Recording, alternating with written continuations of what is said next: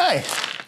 Today we're going to talk about one of the weirder things I did growing up, which has now become normalized. I don't have a big red dragon t-shirt, but I do have this one that is geek adjacent.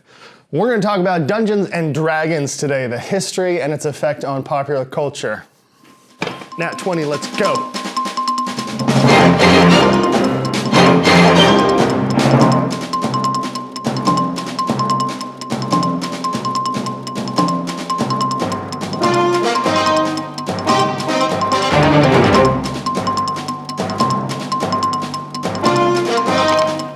Dungeons and Dragons.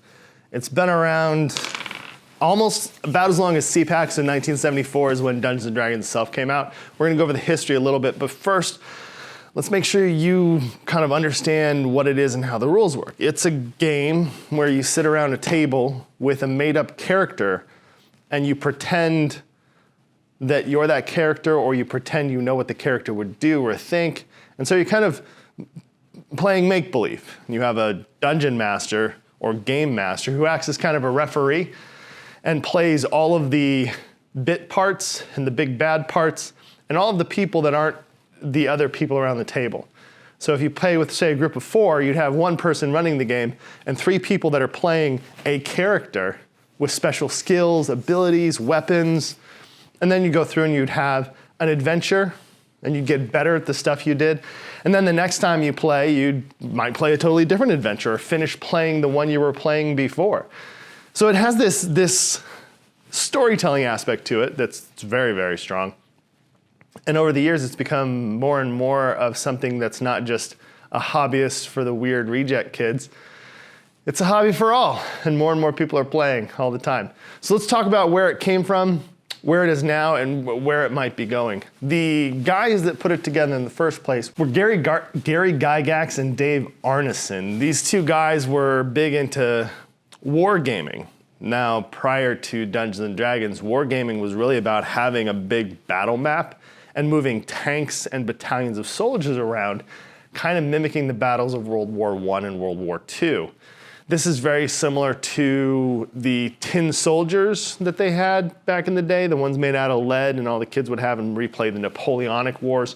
So wargaming has a long history. The thing about most of those, though, is they were kind of training and tactics to get people better at understanding large military movement and positions. The thing that Gary and Dave did that changed this whole thing is really bringing it down to the individual level.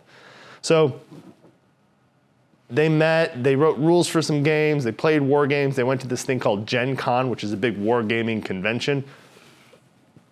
And they eventually put out the first version of Dungeons and Dragons in 1974, the same year the first CPAC started. So both the conservative and the real super geeky have been around about the same amount of time. But what they did that was different is they took all of these disparate elements of prior wargaming and fantasy and character role play and put them together, kind of 3 real pieces. They kind of went, cool, individual improvisational storytelling, that's one element. Playing an individual and not commanding battalions of troops, but playing one character. And then the third part was really setting it in this swords and sorcery mythical space. So this originally came from a set of rules called Chainmail, which was very, very medieval historic. And it had this little sub piece. It was about 14 pages, and it was all about elves and orcs and dragons. So once they pivoted, and in the first Dungeons and Dragons was cool, we're going full fantasy on this, they had Dungeons and Dragons in 1974. They had $2,000 to make the game, $100 allocated for art, so the art was not great. And they did it under a company called Tactical Studies Rules, TSR Incorporated. So TSR Incorporated put out the first Dungeons and Dragons. They put out the first copy of it. It was primarily Gary Gygax and Dave Arneson. They had several other people come in. Zeb Cook was foundational and a bunch of other artists and creators. But the game kind of had this underground popularity for the first couple of years of its life. Then in 1978, they made a bigger printing and a bigger offering, and they decided to do 2 things which kind of split the game. They made a box set, and they also made an advanced Dungeons and Dragons. So this is in 1977, so they were 3, maybe 4 years past when the first game came out. So they were trying to get all these rules and playtest stuff that had come together into the rule set. But you ended up having conflicting rules in the box set and the main game. And so after that game had been out and been played for several years, in 1989, they released what became the definitive edition, Advanced Dungeons & Dragons 2nd Edition. So this is the game that I grew up playing. This came out in 1989, and this is where a lot of kids in the 90s really played a bunch. I played before that, but it was really in the 90s from probably 90 on where we really started playing.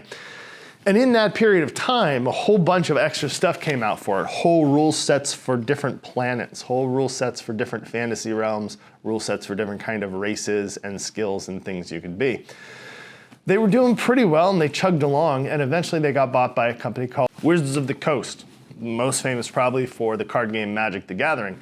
Wizards of the Coast now had role-playing and Dungeons & Dragons and card games and a couple of strategy games under this umbrella, and it did quite well with them for quite a few years. In 1997, that's when Wizards of the Coast bought TSR, they also released the 3rd edition of second Advanced Dungeons & Dragons, 3rd edition.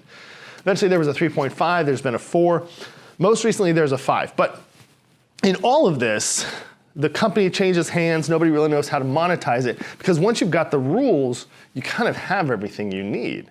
You can go and make stuff up and make new rules. So they made more and more modules, which are kind of contained adventures that you could then go play through specific campaigns.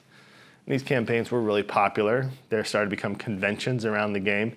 And it spurred this surge of imitators and people using the same rules to do different things. Instead of just doing fantasy role-playing, there was a company called World of Darkness that put out a game where you could play as a mage, a werewolf, a vampire, and they were all modern day. There was this cool idea about how there were normal people that couldn't see these people and kind of forgot about it when they did. And it had some kind of neat rules and neat mechanics. There was a Call of Cthulhu game based on Lovecraft stuff where you could play as an 1800s investigator, and you probably wouldn't win. You would probably slowly go insane. And the entire point of the game was to play as long as you could without going insane, trying to solve these cases that bordered on the supernatural so weird it baked your brain.